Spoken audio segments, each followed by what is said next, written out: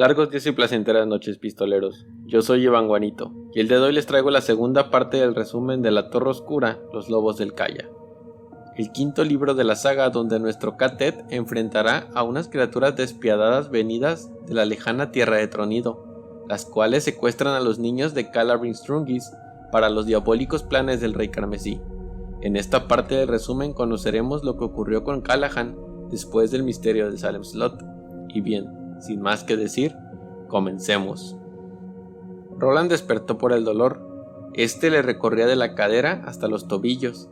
Se le conocía como chasquido seco, y no era una reuma como la que tuvo alguna vez Cort, su instructor, sino que el chasquido seco era como una artritis, la cual no tardaría en alcanzarle en las manos. Entonces ya no podría usar sus pistolas. Roland se dice a sí mismo que si llegaba a pasar esto, se suicidaría, pero luego lo piensa de nuevo. No lo haría. Debía llegar a la Torre Oscura. Callahan tenía una ama de casas llamada Rosalita, y esta le da un masaje para callar el dolor de Roland. Después, esta lo invita a su cama por la noche, a lo que Roland accede. Después del desayuno, Roland le pide a Eddie que den una vuelta, y en este paseo le revela sus sospechas de que Sue está embarazada. Eddie está molesto, pero más que nada preocupado, ya que Roland le cuenta lo de los paseos nocturnos de Sue. Además, Eddie le dice que aún tiene su regla. Roland entonces expone que no es hijo de Eddie. Lo que lleva a Sue dentro era otra cosa, algo demoníaco y sobrenatural. Eddie pregunta a Sudin si aquel bebé podría tener aspecto humano, a lo que Roland le dice que seguramente no. Roland le pide que se calme y que se concentre en los lobos, pero Eddie piensa que si aquel no es un embarazo normal, entonces el bebé podría nacer antes, en pocos meses o incluso días. Roland le pide a Eddie que no le diga nada a Sue, que mejor deje las cosas fluir, porque si Mia, la cosa que cuida al bebé dentro de Sue, se da cuenta que saben de su existencia, podría acarrear más problemas. Eddie entonces está de acuerdo en no decir nada y vigilarla más detenidamente. Sue, Roland y Eddie se sentaron en la sala junto a Callahan. Le pidieron que contara su historia, y Callahan comenzó diciendo que fue por la bebida. Eso había sido el inicio de su viaje, desde antes de ser sacerdote y ahora. Callahan entonces les contó lo ocurrido en Salem Slot, en cómo llegó debido a que esperaba encontrar su fe nuevamente en un pueblito rural como Salem Slot. A continuación contaré muy resumido lo que pasó en Salem Slot, pero si quieren conocer la historia más a fondo, les dejo los links a mi resumen del misterio de Salem Slot en la descripción del video. Callahan dice que las cosas en Salem Slot fueron bien por ratos. La bebida, sin embargo, seguía haciéndose con él, y no pudo dejarla por las noches. La gente del pueblo susurraba y se contaba lo del alcoholismo del nuevo cura, pero no pasaba de ahí. Callahan estaba tranquilo con ello, pero su paz duró poco.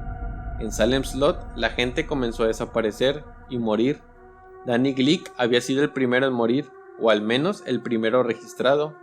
Después se le unieron muchos otros. Después vino el escritor, Ben Mears. Este le pidió ayuda junto a Matt Burke para derrotar a un vampiro, el cual estaba infectando a todos en el pueblo. El nombre de este vampiro era Barlow. Callahan le contó al Catet cómo visitaron la casa Marsden, cómo se burló de todos ellos con una carta y cómo amenazó a la familia de Mark Pretty, un niño de la edad de Jake. Callahan junto a Mark fueron a casa de sus padres, donde Barlow los atacó. Barlow retuvo al chico en sus manos y Callahan lo enfrentó con su crucifijo, el cual resplandecía y le hacía daño al vampiro. Callahan estaba seguro de que pudo matarlo aquella noche, pero el vampiro podía asesinar a Pretty sin problemas antes de perecer, así que el vampiro le propuso un trato. Si soltaba la cruz, él soltaba al niño. Se enfrentarían fe contra fe, noche contra día. El vampiro entonces soltó al chico y este escapó, para días después ayudar a aniquilar a Barlow junto a Ben Mears. Pero Callahan no bajó su cruz, y esta dejó de brillar. Su fe había tambaleado y Barlow había ganado. El vampiro le dio beber su propia sangre y después lo dejó ir. Este acto maldijo a Callahan de por vida, o al menos de momento. Callahan entonces vagó por el pueblo infestado de vampiros hasta llegar a su iglesia, donde quiso entrar, pero al momento de tocar el picaporte, una descarga lo lanzó hacia atrás. Su mano chamuscada le perseguiría hasta siempre. La iglesia le había dado la espalda. Donald Callahan entonces tomó un autobús a Nueva York, donde volvió a tomar más que nunca y a ser un vagabundo en las calles, durmiendo en las bancas y tomando. La primera noche había dormido tapándose con un periódico, donde en primera plana alertaban sobre una pareja de nazis que se dedicaban a golpear y tallar esvásticas en la frente a la gente de color y judíos. Esto sería presagio de lo que le ocurriría más adelante. Poco después se integraría a un albergue conocido como El Hogar. Al principio solo sería uno de los muchos borrachines que buscaban dónde dormir, pero poco a poco fue dejando el alcohol y terminó trabajando en el lugar, ayudando a la gente. También solía ir al cine solo, y fue en una de estas visitas que vio por primera vez el resplandor azul y el olor a cebollas. Callahan estaba en el cine viendo una película de Clint Eastwood, y frente a él, a pocas butacas, estaban dos hombres, uno inclinado sobre el otro, y el primero, que estaba con la cara pegada al cuello del segundo, resplandecía con un aura azul. Callahan lo supo entonces, era un vampiro, no uno como Barlow, sino uno menor. Callahan entonces dejó el lugar y a partir de entonces comienza a poner más atención a su alrededor. Había veces en los que todo se oscurecía y eso lo notaba. Otras veces veía a las personas con el aura azul acompañado del sonido de campanas o el hedor de la cebolla. Callahan solo los observaba y les explica al cadet que hay tres tipos de vampiros. Los tipo 1, los que son como Barlow. Los tipo 2, los cuales son infectados directamente de un tipo 1 y que generalmente tienen un tiempo de vida muy corto. Y los tipo 3, los cuales eran aquellos que resplandecían con el aura azul. Los veía a plena luz del día y también los había visto comer comida normal. Eran como personas comunes, pero a la vez no, ya que sí se alimentaban de sangre también. Si quieren saber un poco más sobre este tipo de vampiros, también les dejo un video en la descripción en el que hablo sobre el tema de los tipos de vampiros en el universo de Stephen King. Y bueno, Roland entonces concluye en que Barlow, al darle de beber su sangre, le había dado la habilidad de verlos, a los vampiros, al menos a los menores. También le dio como cierta sensibilidad a algunas cosas que nos rodean, así como el exotránsito, en el cual Callahan al parecer podía entrar. Callahan asintió, lo había marcado, ellos no le podían ver, pero él podía verlos a todos, hasta su muerte. Roland entonces le explica que de alguna forma estuvo entrando en el exotránsito sin usar la bola, algo en Mundo Medio lo estaba llamando. Callahan entonces cuenta que se enamoró de un chico llamado Lupe Delgado, otro trabajador del albergue. Este tenía 32 años y era un exalcohólico. El padre solía saludarlo y hablar una que otra vez con él, pero nunca pasaba de eso. Al menos hasta que una noche notó un resplandor azul en el cuello de Lupe. Este había sido mordido y el hedor a cebolla le hizo marearse. Callahan se sentó y Lupe lo auxilió. El chico besó la mejilla de Don y después le dijo que debía darse un descanso, ya que es importante para el albergue. Callahan enfatiza al cadet que Lupe era un chico muy hermoso. También revela que fue por Lupe que realizó el primer asesinato. Fue durante una noche que abrió la puerta que daba al callejón del edificio que vio a dos hombres recargados en una pared. Uno era Lupe y el otro era un hombre de traje que estaba mordiéndole el cuello. Callahan entonces observó la aura azul alrededor del atacante y entonces regresó a la cocina por un cuchillo de carnicero, con el cual le partió la cara al vampiro. La criatura entonces se hizo cenizas y solo quedaron las ropas. Lupe estaba como hipnotizado y lo llevó a un lugar seguro. Tristemente, a los pocos meses, Lupe Delgado muere por haber contraído el VIH-Sida. Callahan culpa al vampiro que estuvo alimentándose de su sangre y después del funeral, el padre cae en la bebida de nuevo, pero esta vez hace algo más. Callahan se dedica a cazar vampiros tipo 3 a lo largo de toda la ciudad de Nueva York, llegando a asesinar a más de una veintena de estos. Callahan se estaba convirtiendo en un experto cazavampiros, pero poco tiempo después notó que no solo podía haber vampiros, sino que también muertos errantes, como los que había visto Sue, y la cosa pudo haber terminado ahí, si no fuese porque comenzó a ver unos grafitis. En estos grafitis podía leer mensajes como: se sienta en esta banca, lleva la mano quemada, o ahora lleva el cabello más blanco, su apellido comienza con C, frecuenta este bar. Callahan, al leer estos grafitis que estaban por toda la ciudad, se asustó mucho, Pensó que eran de los vampiros que finalmente le habían notado, pero no. Los responsables eran peores. Después comenzó a ver los carteles de mascotas desaparecidas, los cuales referían como en clave al mismo Callahan.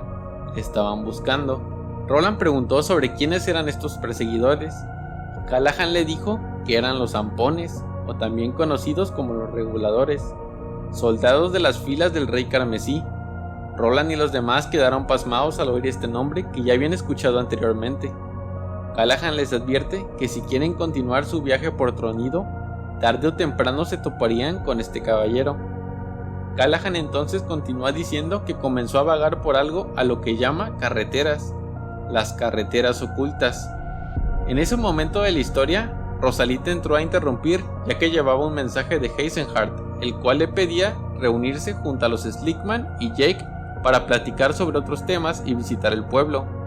Callahan se pone de pie y les pide que vayan a la reunión y que les contará el resto de la historia camino a la casa de Eisenhart. Callahan continúa diciendo que cruzó un puente oculto atrás del puente George Washington y apenas llegó al otro lado notó que las cosas eran diferentes. Leyó un pedazo de periódico que anunciaba eventos a nivel mundial de los cuales no estaba enterado, y esto lo hace dudar de su propia cordura, ya que también descubre que hay otro presidente, y los personajes en los billetes son otros.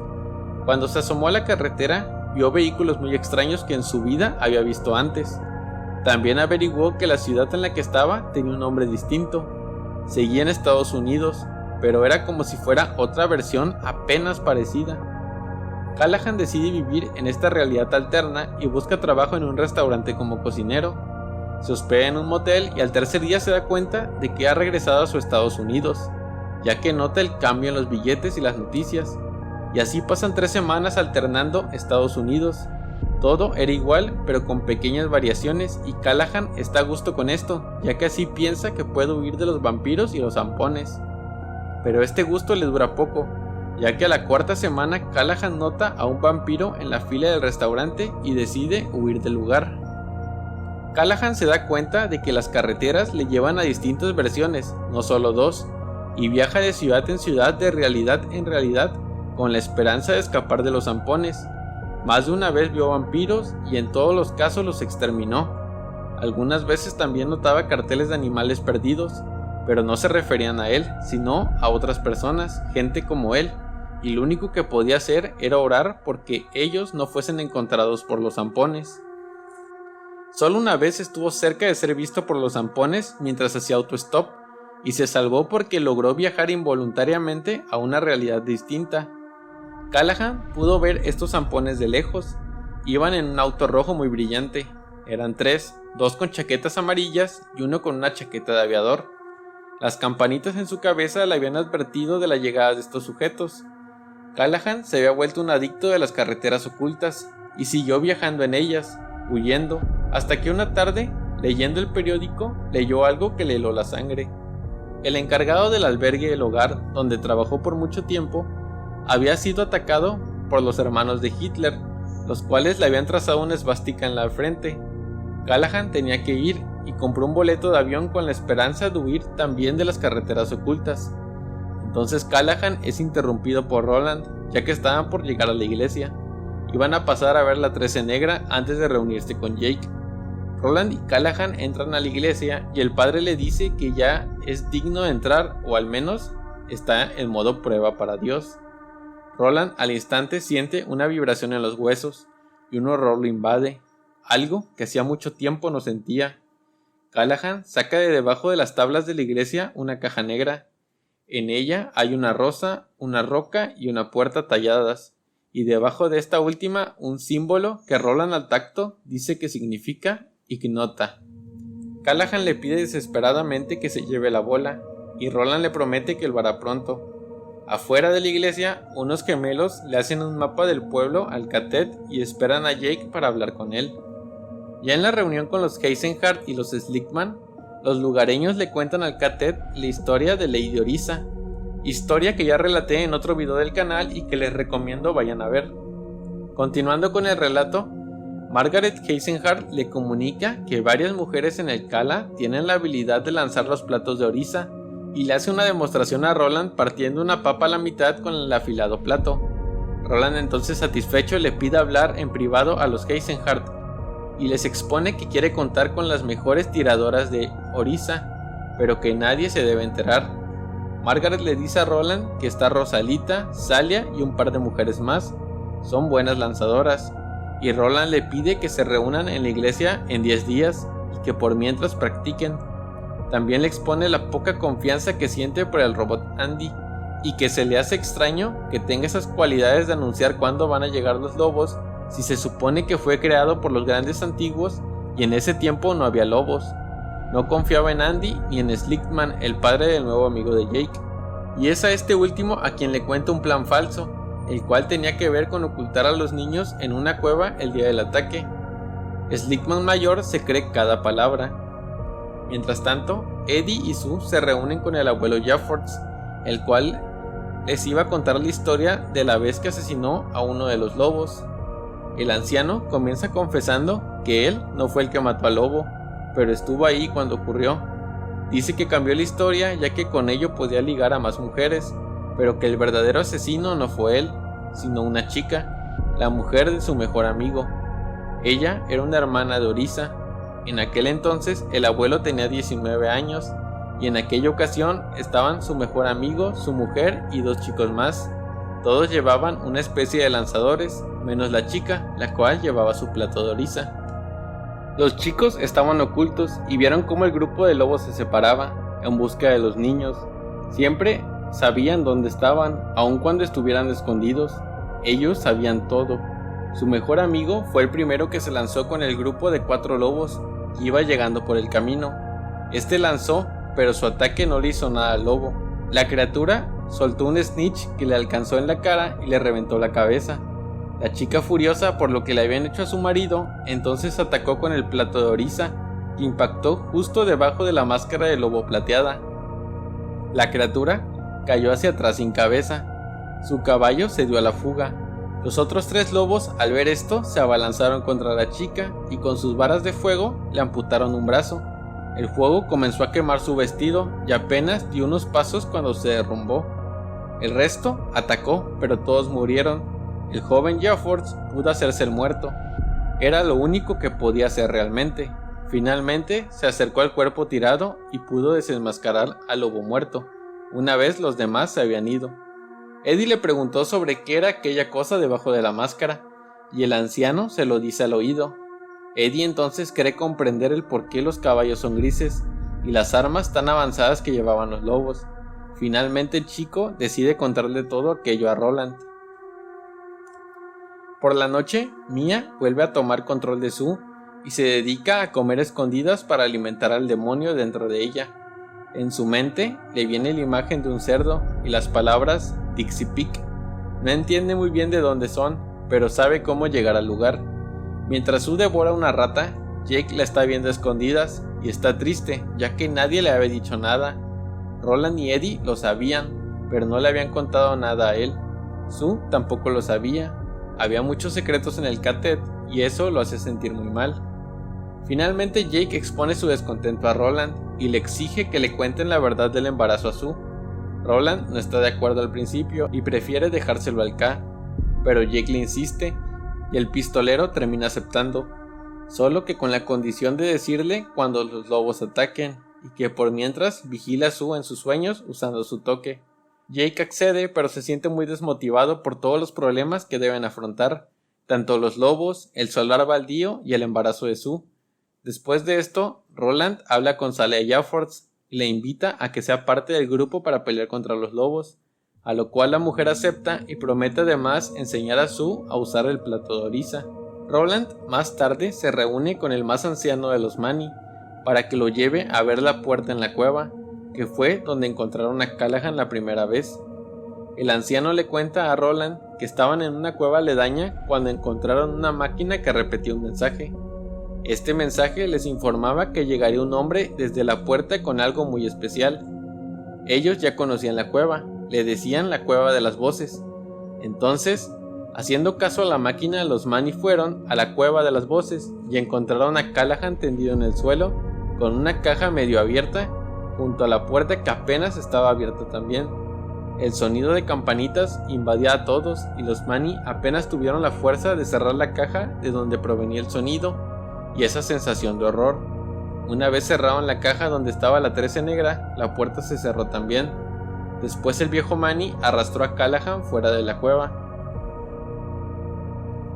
Roland estaba seguro que con la 13 negra y la puerta podían viajar a donde quisieran, y cuando se acercó para verla mejor, escuchó las voces, escuchó a su madre, a su padre y al hombre de negro. El viejo Manny le pidió que se fueran, ya que la puerta podía ser peligrosa, y esto hizo.